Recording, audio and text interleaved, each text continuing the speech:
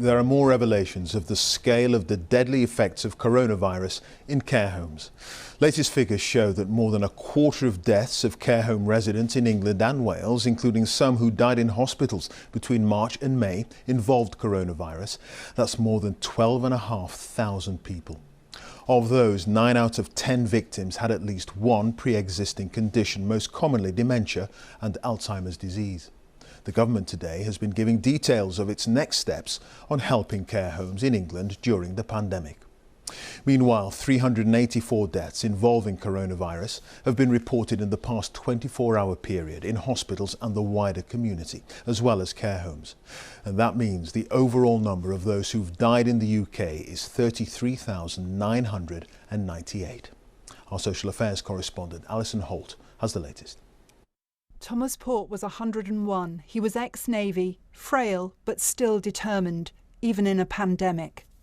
His reaction was, I spent time on the beaches at Dunkirk. Said, I picked up survivors on the Atlantic convoys. I survived all that, so I'm going to survive this.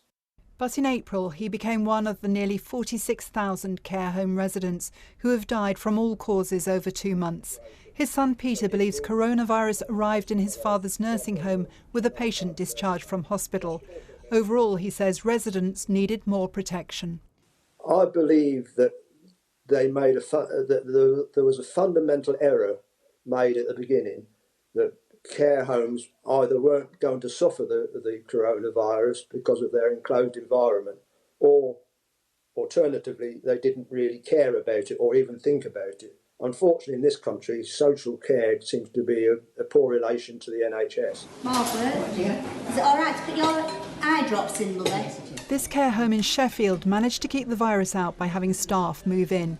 It's worked, but now they've unlocked again. Like the majority of care homes, this is a small family-run business, and the strain on them is huge. I mean, staff are tired. It's long hours, long days, long weeks. It's not a measure that you can put in place for 6-9 months. It's physically, emotionally and mentally not possible to do for that long without constantly changing your staff. Today, the Health and Care Secretary gave details of infection control plans, including a named clinician for each care home. Right from the start, we've tried to throw a protective ring around our care homes. We set out our first advice in February, and as the virus grew, we strengthened it throughout. The measures you've introduced today, aren't they too little, too late? Well, what I set out today are the things that we've been doing throughout this crisis to support people in care homes. But worried by the number of deaths in care homes, some families are moving their relatives out. Typically, it's not a long-term plan. It's more that, they've heard that the care home that they're in has coronavirus and they're worried, so they bring out their parents, and they're looking more at what's happening in the next month to two. So we're not seeing people book sort of long-term, but just to ensure that their parents are safe. Hi, Mum. Hello, darling. Rosa, who has dementia, was having respite care in a home. But when other residents developed COVID-19, her son, who'd already had the virus, moved her out. They've been self-isolating together. She's been a great mum, and last week we wanted to do is put her in harm's way. But, good, maybe in that stroke of luck that I had picked up the virus and was recovering, and it gave us the option of taking her out. Yeah, and we've had a bit of luck on our side. She's not shown any signs. And at such a time, knowing that our families are safe, whether they're with us or in a home, couldn't be more important. Very good. Alison Holt, BBC News. Well, the rate at which coronavirus can be spread across the UK has gone up and is close to the point where infections may rise again. The reproduction, or R number, needs to stay below 1 to control the spread, but rates vary across the UK and could result in stricter lockdown measures in some areas. Here's our science editor, David Shupman. Some areas are hit harder by the virus than others. The northeast of England seems to have one of the highest rates of infection. It's thought that one factor could be deprivation. But whatever the cause, the council in Gateshead wants to move more cautiously than national government.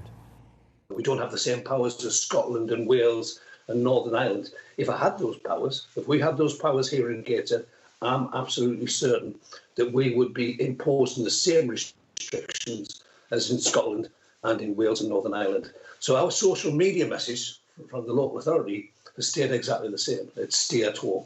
Where possible, stay at home. That pressure for different approaches across the UK is driven by different estimates for rates of infection, what's called the R number.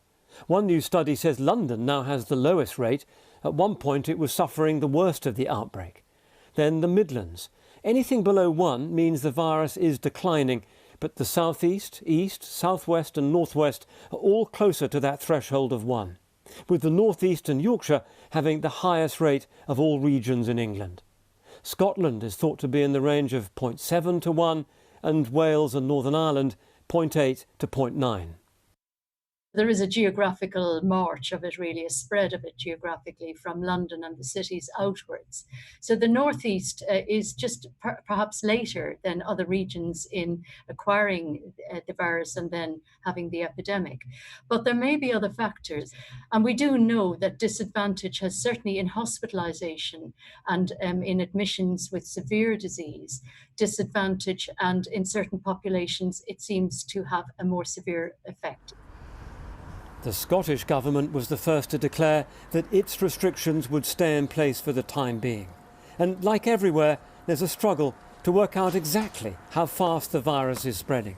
There may well be differences between urban and rural, but the further we go into smaller geographic areas, the greater the uncertainty that there is in making those assessments. But at the moment, the advice I have is that the most reliable way of reporting the R number is in the range we report it and at a Scotland-wide level.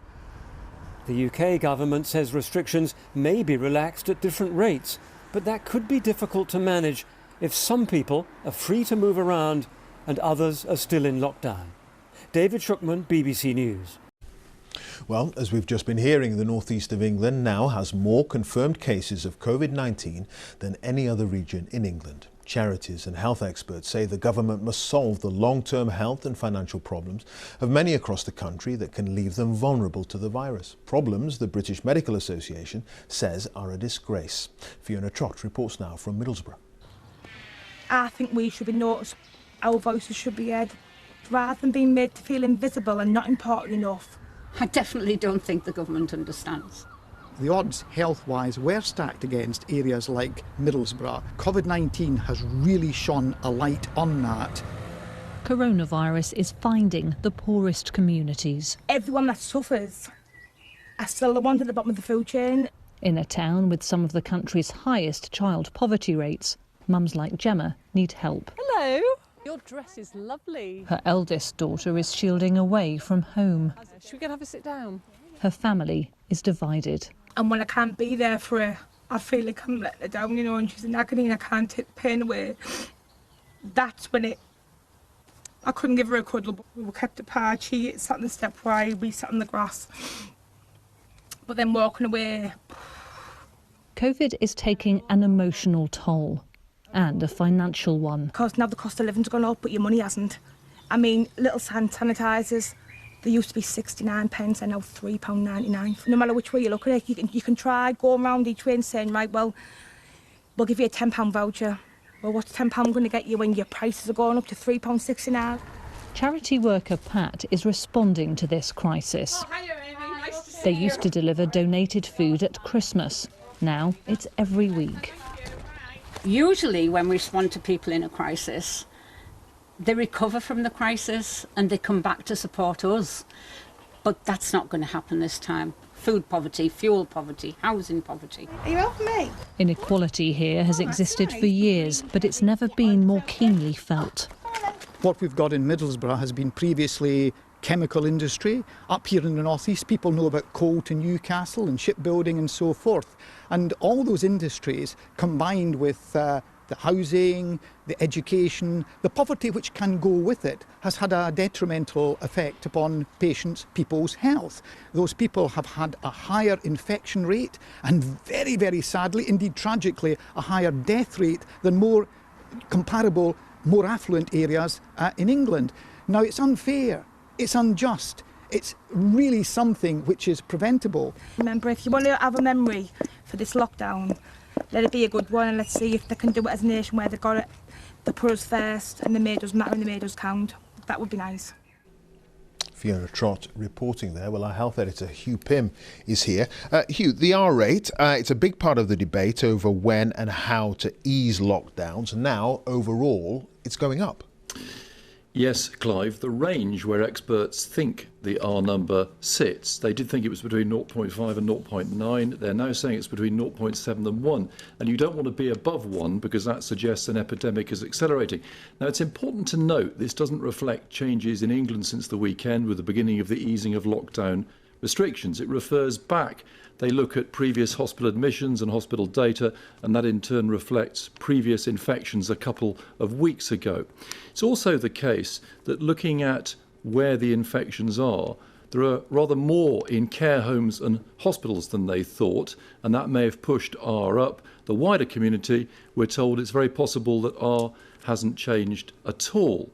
It's also the case that on the way up, infections tend to accelerate. They're rather slower coming back down the other side. And ministers are saying at least R is not back above 1 yet. But the margin for error is now extremely tight.